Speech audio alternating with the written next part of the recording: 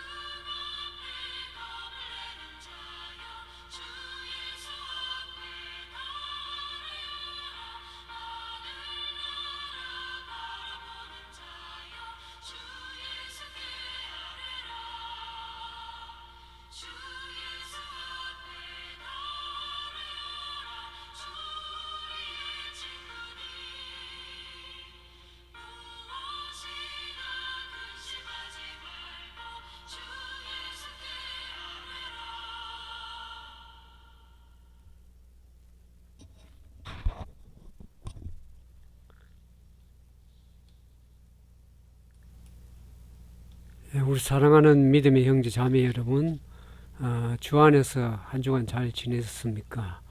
오늘은 다니엘서 4장 있는 말씀을 가지고 세력교회 변화된 사람 느부갓네살 왕에 대해서 함께 우리가 생각해보고 은혜를 나누길 원합니다.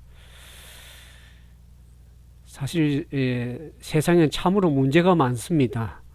정치적으로나 또 사회적, 문화적으로 어느 나라에 관계없이 많은 문제들을 가지고 있습니다.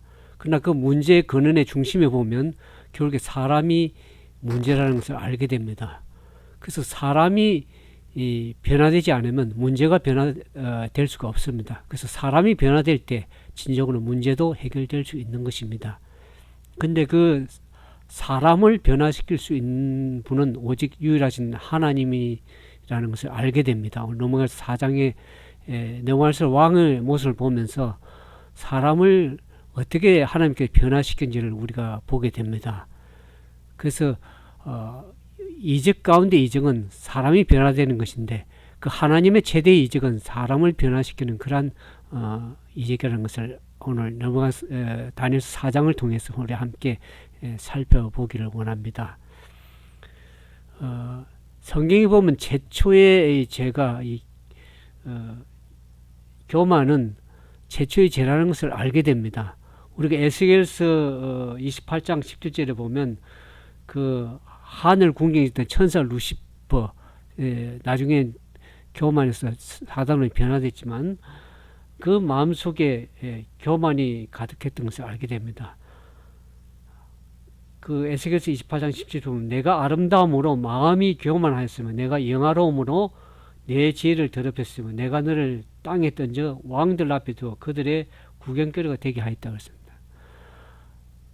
하늘에 참으로 높은 지에 있던 그 루스벨이 교만해서 하나님과 동등되게 여기서 하나님이 되길 원했습니다.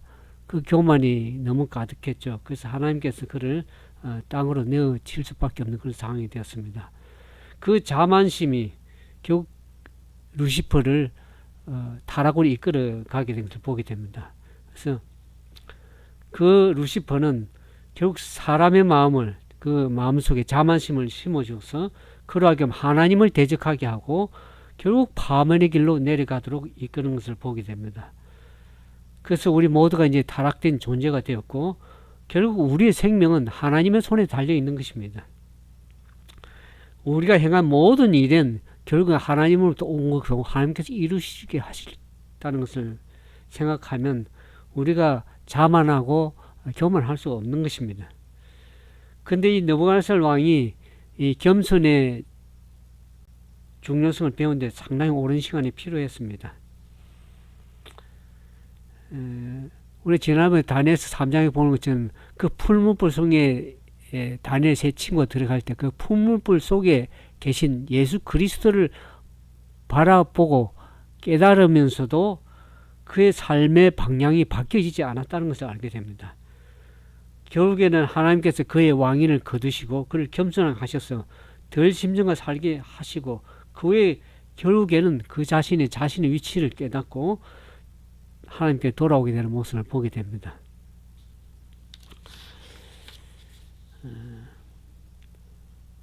다니엘서 1장부터 33절에 보면 다니엘에게 무슨 일이 있었는지를 이렇게 얘기를 합니다.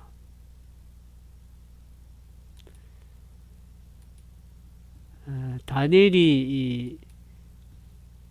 1장에 보면 느부갓네살 왕이 꿈을 꾸었죠. 근데 그때 1장에 보면 꿈을 꾸었던데 그 꿈을 전혀 기억을 하지 못하고 번민했다 그랬습니다. 근데 이번 다니엘 4장에 보면 또 다니엘 왕이 하나님께 두 번째 꿈을 주십니다. 근데 이 느부갓네살 왕이 꿈을 꾸는데 그 꿈을 이제 기억을 할 수 있었습니다. 여기 다니엘서 4장 10절에서 12절에 보면 내가 침상에서 나의 머릿속으로 받은 환상이 이러하니 내가 본 적 땅의 중앙에 한 나무가 있는 것을 보았는데 높이가 높더니 그 나무가 자라서 견고해지고 그 높이는 하늘에 닿았으니 그 모양이 땅 끝에서도 보이겠고 그 잎사귀는 아름다고 그 열매는 많아서 만면에 먹을 것이 될 만하고 들짐승이 그 그늘에 있으며 공중에 나는 새는 그 가지에 깃들이고 육체를 가진 모든 것이 거기에서 먹을 것을 얻더라 그랬습니다.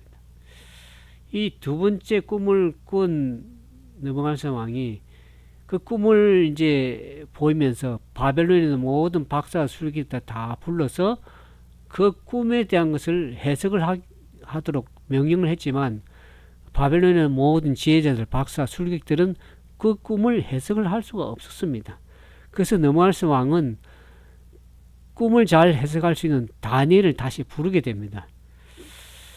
다니엘이 불러서 그 꿈을 해석하도록 하는데 그 꿈을 이렇게 보여주면서 해석하기를 원하는데 느부갓네살 왕의 마음에 항상 걸렸던 부분이 있습니다. 그 꿈의 가운데 느부갓네살 왕의 마음을 번민케 또 불편하게 했던 부분을 보면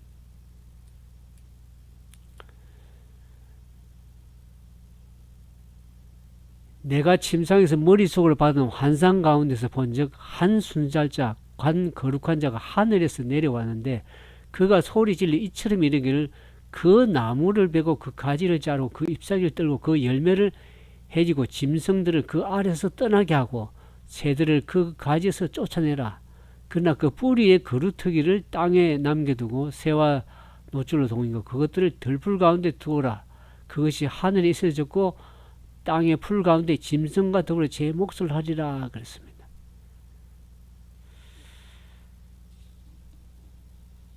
다니엘이 그 꿈 얘기를 듣고서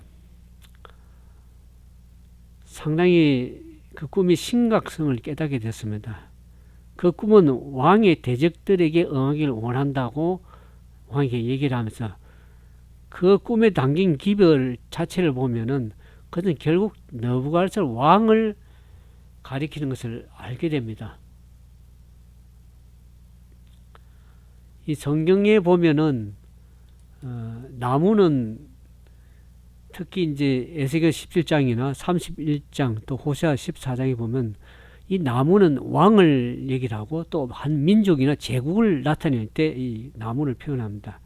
근데 이 큰 나무가 있었다는 것은 결국에 오만한 왕을 표현하는 것이 상징하는 것이죠.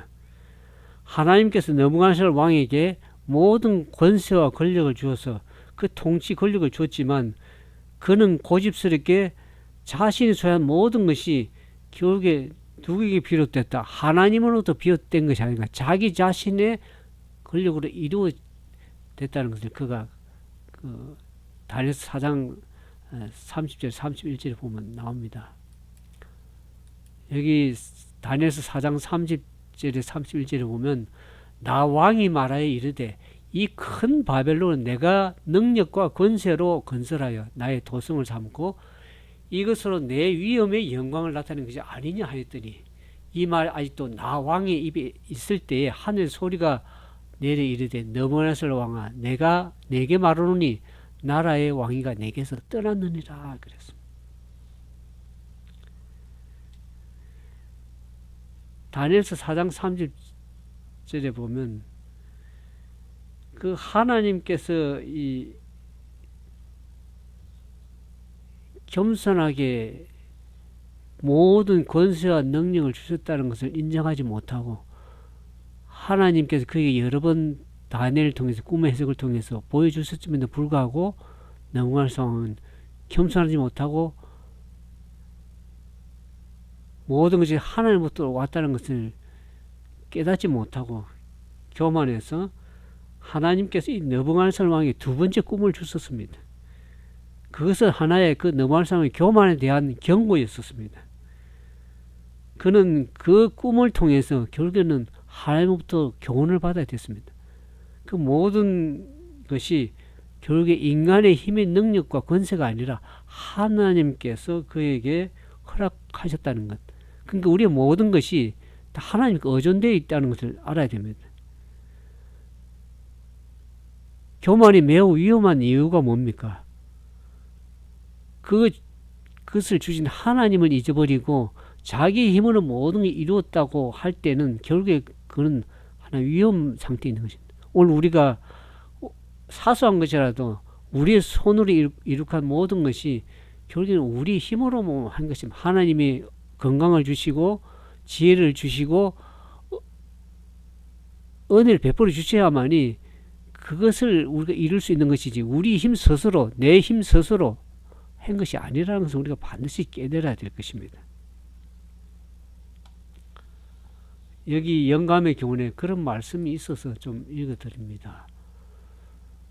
교회정은 5권 50페이지에 보면 그대들이 첫째가 되고자 그처럼 열렬하게 애쓰고 있을 때 온유하고 겸손한 정신을 품지 못하면 하나님은 은총 안에서 마지막에 될 것이라는 사실을 기억해야 된다고 얘기합니다. 마음의 교만은 많은 사람들 하려고 성공을 할 수 있었던 곳에서 실패하게 할 것이고 우리가 잠언 18장 12절에 보는 것처럼 겸손은 존귀의 앞잡이라 그랬습니다. 결국 우리가 겸손하지 못하고 교만하게 되면 결국에 많은 것을 실패할 뿐만 아니라 잃어버릴 수밖에 없다는 것을 이 느부갓네살 왕을 교훈을 통해서 우리가 분명히 깨달아 알 수 있어야 되는 것입니다.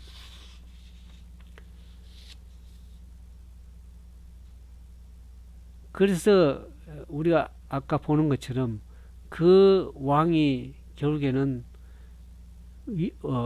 하나님으로부터 심판을 받을 수밖에 없는, 다시 겸손하게 될 수 있는 그 공과를 배울 수밖에 없는 상황이 되어버렸습니다.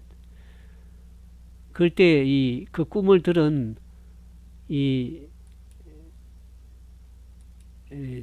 다니엘은 어떻게 합니까? 다니엘이 그 같은 꿈을 꿨지만 그것을 다시 어떻게 회복할 수 있는,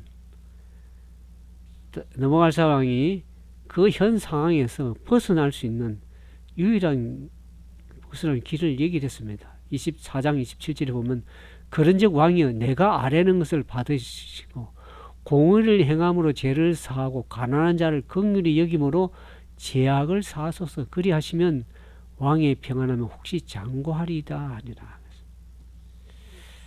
앞으로 일어날 일을 보면 왕이 결국에는 왕에서 쫓겨나서 짐승처럼 7대 7년을 짐승처럼 살다가 하나님의 교훈을 깨닫고 나서야 다시 왕위를 회복될 것을 꿈을 통해서 다니엘이 얘기를 합니다. 근데 그와 같은 것을 회복할 수 있는 길을 이 다니엘이 조언했는데, 이 왜 다니엘이 이와 같은 조언을 하게 되냐면, 이 바벨론 나라가 어떻습니까? 그 웅정한 바벨론 나라는 그 수로를 갖추고 수백 개의 신전과 도시들이 어마어마한 고대 세계 불가사 중에 하나인 그 바벨론 나라는 그 화려함과 아름다움은 결국에 많은 노예들의 노동력을 차지하고 빈민들을 관가하는 그런 정책을 이루어서 결국에 바벨론 나라의 모든 부와 축적은 그것을 누리는 왕과 그 척근들은 결국 어떻게 합니까? 많은 사람들의 피를 흘리고 노동력을 착취해 가지고 그 나라를 자기가 누리고 한다는 것을 하면서도 결국에는 자만해서 하나님을 인정하지 않을 뿐만 아니라 이와 같은 빈궁한 자들을 고통을 안 주게도 없었다는 것이죠. 그러니까 공의를 행하고 가난한 자를 긍휼히 여김으로써 하나님께 돌이켜야 됨에도 불구하고 그렇지 못했다는 것입니다. 이 구약의 선지자들은 하나님 백성들에게 가난한 자들을 억압하는 죄에서 자주 경고를 했습니다. 그들에게 공의를 베푸고 참으로 가난한 자를 긍휼히 여기라는 그런 엄숙한 하나님의 경고가 많이 주었음에 불구하고 결국에 느부갓네살 왕을 그 왕에서 퇴출당하게 하고 어려움을 겪고 고난 가운데 처하게 한 것은 결국 뭡니까? 궁핍한 자들에 대한 소홀함을 알게 됩니다. 결국에 이 가난한 자들에 대한 착취와 소홀함은 결국에 누구에 대한 공격이냐면 하나님에 대한 공격입니다. 궁핍한 자를 돌보고 결국에는 하나님께서 행하라고 하신 그 공의를 행하고 할 때는 그 모든 것의 주인이 하나님이라는 것을 알게 되고 하나님 뜻을 이루게 되는 것인데, 결국에 이 바벨론 나라에 그가 누리는 권세, 그 화려함은 그 이면에는 결국 가난한 자들에 대한 착취와 억압과 외면이 있었다는 것입니다. 그래서 하나님께서 이 느부갓네살 왕에게 하나님의 통치를 인정하고 이러한 잘못을 시정하도록 결국 경고를 받는 것입니다. 오늘 우리는 우리에게 베푸신 능력과 은혜와 모든 누리는 것들은 결국에는 그것을 통해서 이웃을 돌아보고 궁핍한 자를 돌봄으로 인해서 결국에는 하나님께 영광을 돌리는 그러한 삶을 돌리길 원하는 것입니다. 결국에는 가난한 자들을 하여튼 은혜를 베푸는 것이 결국 그리스도를 구주를 영접하는 길이고, 결국에는 예수님께서 고통당하고 궁핍한 자들을 돌아보시고 관심을 가진 것처럼 우리에게도 동일한 일을 행하도록 우리에게 원하시는데, 우리가 때로는 모든 것이 우리 스스로 누린 것처럼 하고 이웃을 어려움을 잊어버리고 궁핍함을 돌보지 않을 때는 결국에는 하나님을 잊어버리고 하나님께 영광을 돌지 못하는 삶을 살게 되는 것입니다. 그래서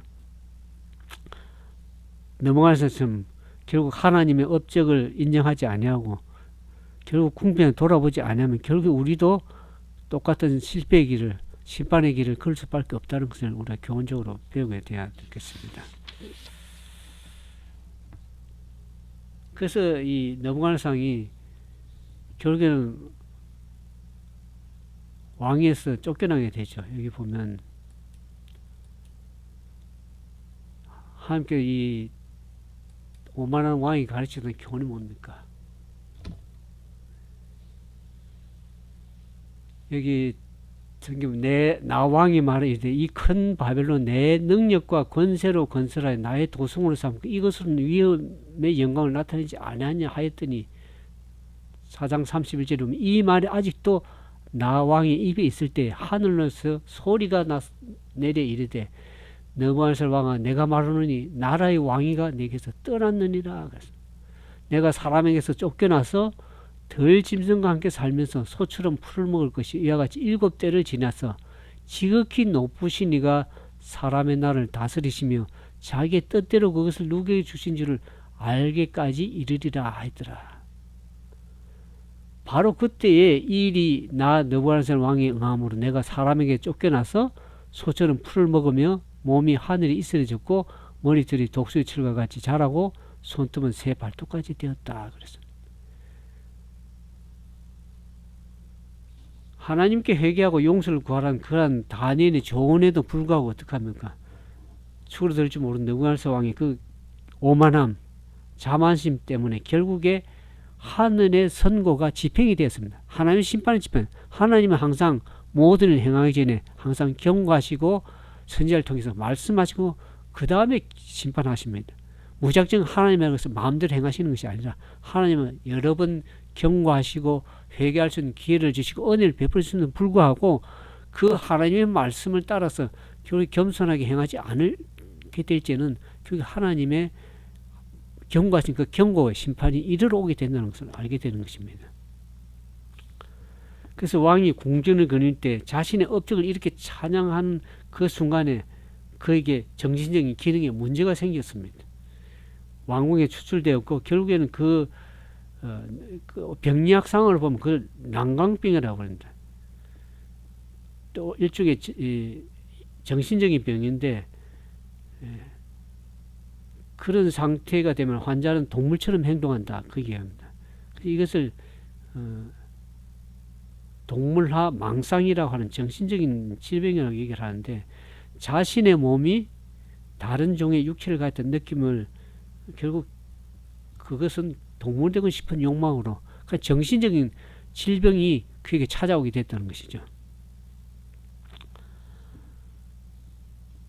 결국에는 왕의 이 징벌을 피할 수가 없었고 결국에는 느부갓네살 왕은 불행하게도 고달픈 길을 경험할 수밖에 없는 우리가 구약에도 보면 이스라엘 나라나 남방 유다, 북방 이스라엘이 좋은 상황에서 하나님을 배우고 깨닫고 돌이킬 수 있는 많은 기회들이 있음에 불구하고 그들이 결국에는 하나님의 말씀에 겸손히 행하지 못하니까 결국에는 좋은 상황에서 순경 가운데 배울 수 있는 교훈들을 어려운 고난과 역경 가운데서 바벨론의 포로로 붙잡혀 가든지 다른 나라의 포로로 붙잡혀 어려운 가운데 역경 가운데서 결국 하나님의 뜻을 배울 수밖에 없는 그래서 그 나중에 겸손하게 되고 그 고난을 통해서 배울 수밖에 없는 사람이 좋은 상황에서 배울 수 있는 길을 결국에 순종하지 않고 겸손하지 못하면 고난 가운데서 어려움 가운데서 배울 수 있는 그런 참으로 인간의 어리석음이 거기에 있는 것입니다. 그래서 하나님은 그의 왕위를 거두고 결국 덜 짐승과 살게 함으로써 그에 하여금 하나님께 대한 전적인 자신의 의존성을 인정할 기회를 또 허락해 주셨습니다. 왕을 완전히 몰락시키려는 것이 아니라 그가 다시 한번 하나님께 은혜를 베푸셔서 하나님께서 그에게 오만한 왕에게 깨닫게 하시길 원하십니다. 근데 하나님께서 왕이 가르치고자 하는 궁극적인 교훈은 뭡니까? 여기 4장 32절에 보면 지극히 높으신 하나님이 사람의 나라를 다스리시며 자기 뜻대로 그것을 누구에게 주실 줄을 알게 하기를 원하셔서 이와 같은 일을 행하게 하셨다는 것입니다.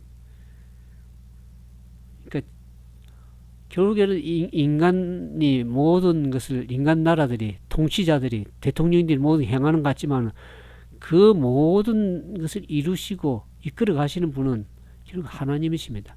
왕을 세우시기도 하고 폐하시기도 하고 그 나라를 흥하게도 하시고 망하게도 하시는 분은 역사를 주관하시고 그 세상 나라를 다스리는 분은 누구시다?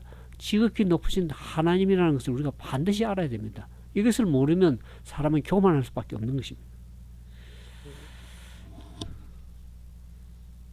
오늘 느부갓네살 왕에게 이 베푸신 징계, 이 심판은 오늘 우리 모두에게 교훈이 되어야 됩니다.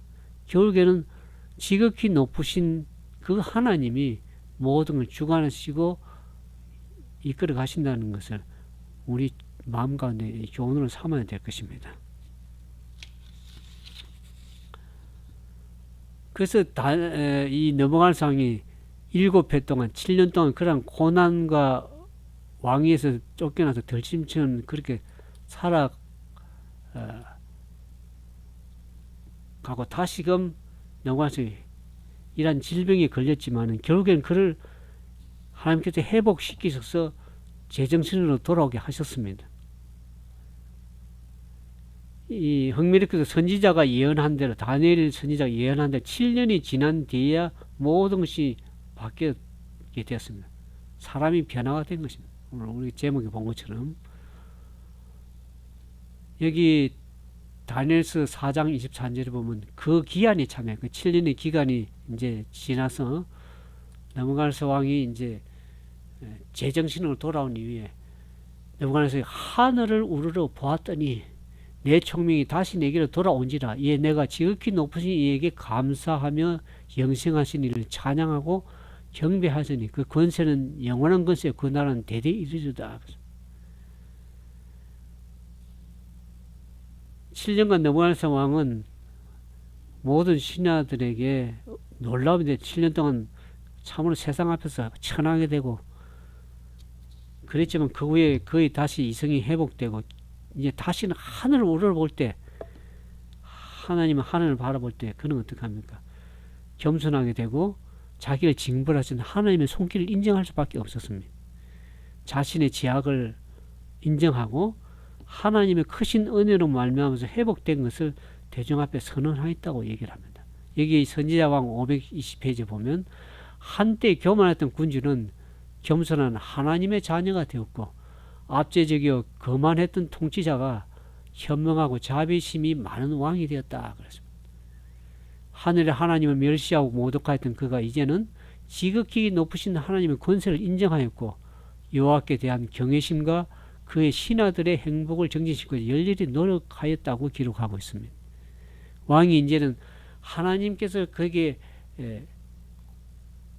어려움을 고난을 허락했지만 다시 그가 회복되어서 다시금 자신의 마음을 돌이키고 회개함으로써 결국 하늘을 향해서 그 눈을 돌림으로 인해서 결국 그가 이제는 겸손하게 되고 그에게 놀라운 변화가 이르러 왔다는 것을 알게 되죠. 왕이 교만하고 자만심이 강했던 왕이 결국에는 하나님께서 은혜를 베푸셔서 왕위를 회복시키시고 다시금 돌이키게 하셔서 한 것을 하나님께 감사하고 찬양하는 모습을 보게 됩니다. 여기 보면 지극히 높으시니 감사하며 영생하게 하신 이를 찬양하고 경배하였으니 그 하나님의 권세가 영원하고 찬양하고 기도하는 모습을 보게 됩니다. 근데 오늘 우리는 이 느부갓네살 왕의 교훈을 보면서 많은 사람들이 하나님의 진리의 말씀에 순종하고 그 좋은 가운데 배울 수 있는 교훈을 실천하고 깨닫고 돌이키면 얼마나 참 그 삶이 아름답고 변화가 된 삶이 될 수 있겠습니까? 근데 아쉽게도 많은 사람들이 하나님의 말씀을 끊임없이 제가 이게 증거할 때도 많은 사람들이 그 배운 대로 순종을 살아가면 행복하고 영원한 생명, 영생을 얻을 수 있음에도 불구하고 많은 사람은 아쉽게도 배우지 못하고 자기의 모든 걸 자기의 힘으로 이루어서 자만하고 교만하는 사람들을 많이 보게 됩니다. 심지어 자신의 실패가 잘못된 생각과 자신의 잘못된 선택과 행동 때문에 사실이 드러났음에도 불구하고도 그것을 진심으로 받아들이고 반성하고 돌이키는 열망을 보이지 않을 때 얼마나 안타까운지 모릅니다. 오늘날 나라의 대통령이든 또 정치적인 지도자든 또 교회 안에서든지 간에 사람들이 그것을 빨리 깨닫고 고난 가운데 처하지 않고 좋은 가운데 배우면 얼마나 좋겠습니까? 그럼에도 불구하고 하나님께서는 그러나 우리가 실망하지 않고 끊임없이 우리가 말씀을 배우는 이유가 뭡니까? 우리에게 거듭해서 너무할사 왕에도 그렇게 거듭 하나님께 기회를 주고 하나님을 깨닫게 하실 때 불구하고도 그가 돌이키지 않고 자만했음에도 불구하고 하나님께 어떻게 합니까? 또 여전히 우리에게 다시 한번 기회를 주십니다. 기회를 주셔서 정말 우리에게 은혜를 베푸시고 자비를 베푸십니다. 근데 그와 같은 은혜를 계속 베풀 때도 우리는 진짜 마음을 낮춰야 되는 것입니다. 우리가 너무 늦지 않도록 우리가 기회가 있을 때 돌이켜야 되는 것입니다. 우리가 주님 오심이 그래 멀지 않았습니다. 우리 돌아가는 현실 세상을 보면 너무 잘 알지 않습니까? 모든 기후변화나 세상 돌아가는 이치가 성경이 다 마태복음 24장에 있는 모든 예언의 역사가 다 거의 끝났습니다. 우리가 다니엘서 2장에서 보는 것처럼 앞으로 7장, 8장은 보게 되지만은 모든 인간 세상이 사람들이 행할 수 있는 모든 일들이 너무나 제약이 충만하게 차고 하늘까지 제약이 차게 되면 이 땅은 어떻게 보면 하나님 심판을 받을 수밖에 없습니다. 그래서 하나님께 계속 경고하시고 내게로 돌이키라고 얘기하시고 회개하고 돌이키라고 얘기할 때에 더 기회가 늦지 않도록 우리가 하나님께 돌이켜야 됩니다. 그렇지 않으면 나중에 결국 이 너무할세 왕처럼 심판을 받고 고난 가운데 처할 수밖에 없고 마지막 심판 때는 불의 심판이 있기 때문에 우리가 그날에 어떻게 쓰겠습니까? 우리에게 회개할 기회를 주실 때 우리는 그분께 돌아오기를 함께 끊임없이 선지자를 통해서 말씀을 통해서 특히 다니엘서 오늘 4장을 통해서 우리에게 말씀을 주십니다.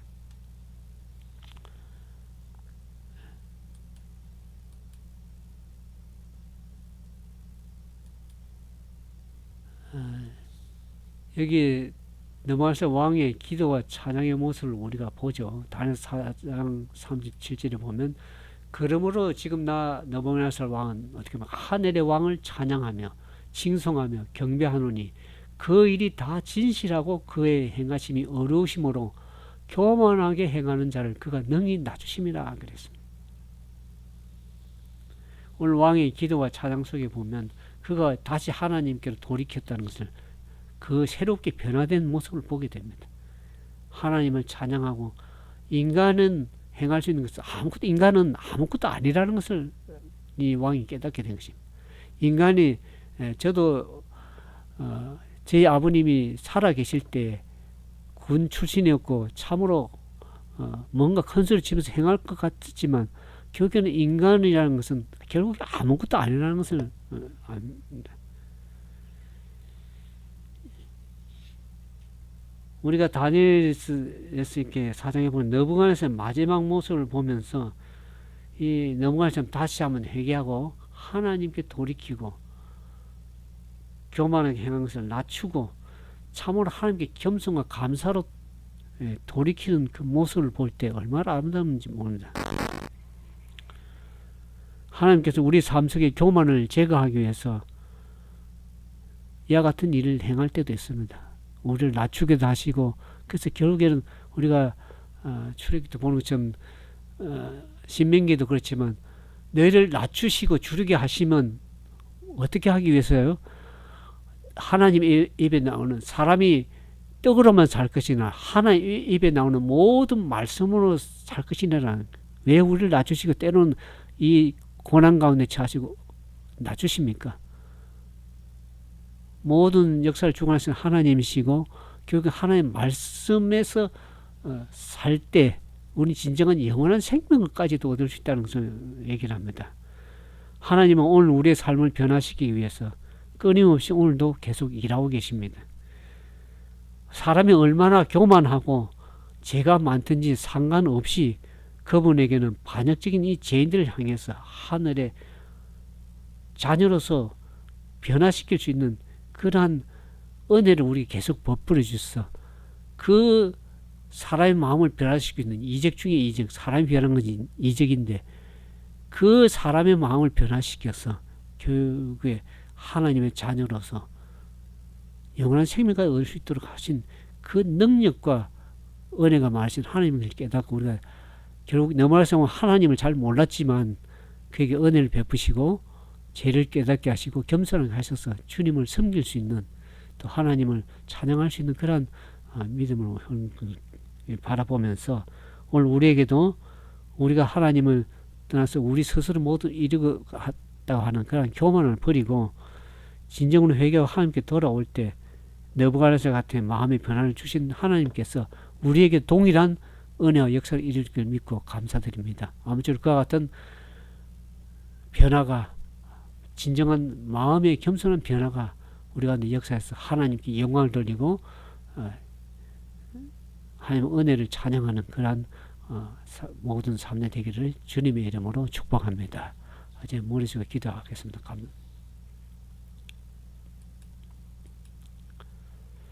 이 말씀을 좀 읽고 말씀을 드리고 기도하겠습니다. 이 사람이 사실 오늘 많은 사람들이 참 겸손하기가 힘듭니다. 그러나 우리가 겸손할 때 어떤 사람이 될 것인가? 하나님이 어떤 분이시며 하나님께서 우리들에게 요구하는 것이 무엇인지에 대한 명확한 개념을 우리가 가질 필요가 있는데 그 개념들을 가질 때 인간은 전적으로 겸손하게 된다. 거룩한 말씀을 바르게 연구하는 자는 인간의 지능이 전능한 것이 아님을 깨닫게 된다. 하나님 말씀 가운데 돌이키게 보면은 인간은 결국 아무것도 아니에요. 결국에는 그 모든 지능 위로부터 하나님께 은혜를 주시고 능력을 주셔서 그것을 우리가 사람이 지혜롭고 온전한 사람이 된다는 것을 그때야 깨닫게 되는 것입니다. 하나님 외에는 아무것도 줄 수 없는 도움을 의뢰하지 않는다면은 결국 인간의 힘과 지혜는 결국 허약할 뿐이고 무지할 뿐임을 깨닫게 되겠습니다. 오늘 사람들이 정치적인 지도자나 많은 사람들이 자신의 힘으로 모든 걸 이루는데 그거 아무것도 아니라는 것은 처절하게 인간은 허점이 너무 많아요. 제 주변에 보면 자기가 뭔가 이룰 것 같아도 결국 건강 하나만 잃어버리면 아무것도 아닙니다. 오늘 생생하게 살다가 내일 어떻게 될지 모르는 상황에서 천재지변이 일어나고 기후 변화가 일어나고 건강이 무너지고 인간은 얼마나 허약한지 알겠네. 인간이 지혜롭다 해도 아무것도 아니라 하나님 지혜에 비해서는 전능하신 하나님에 비해서 아무것도 안 하는 것을 알게 됩니다. 우리는 전적으로 우리 자신을 내려놓고 하나님의 능력에 의지할 수밖에 없는 연약한 인간을 깨닫고 느낄 때 우리는 전정한 하나님이 누구시면 내가 얼마나 나약한 존재인지를 그때야 겸손하게 된다는 것을 깨닫게 됩니다. 그래서 제가 이 전도하다 보면 사람들이 건강할 때는 자기 힘으로 뭔가 하는 것 같은데 병이 들고 연약해지고 사업이 어려워지고 힘들지면 그 자기도 아무것도 아니고 결국 하나님 은혜가 아니면 자기는 아무것도 안 하는 깨닫는 것을 많이 보면서 우리가 다시 한번 하나님께 돌이켜야 될 겸손의 필요성을 우리가 다시 한번 깨닫게 되길 진정으로 바라겠습니다. 함께 기도하겠습니다. 전능하시고 자비하신 거룩하신 아버지, 오늘 다니엘서 4장 느부갓네살 왕 이방의 왕이었지만 결국 그가 하나님의 역사를 경험하고 깨닫고 주님께서 그의 마음을 낮추셔서 그가 진정으로 마음을 낮추고 하나님의 거룩한 능력을 깨달음으로 인해서 자신은 아무것도 아님을 깨닫고 하나님을 찬양하는 것을 보게 됩니다. 우리는 우리의 모든 것들이 우리의 힘으로 된 것이 아니요 하나님의 은혜와 능력으로 사랑을 베풀어 주신 것을 깨닫고 주님께 돌이킬 수 있는 참된 하나님의 자녀가 될 수 있도록 축복하여 주시옵소서. 우리의 인간적인 지혜가 아니라 하나님의 말씀에서 무엇이라고 하는지 하나님이 어떤 하나님인 것을 다시 한번 깨닫고 그분께 돌이키는 참된 귀한 역사가 우리 가운데 우리 마음에 변화가 일어날 수 있도록 은총을 베풀어 주시기를 우리 구주 예수님의 이름으로 감사하며 간절히 기도드리옵나이다.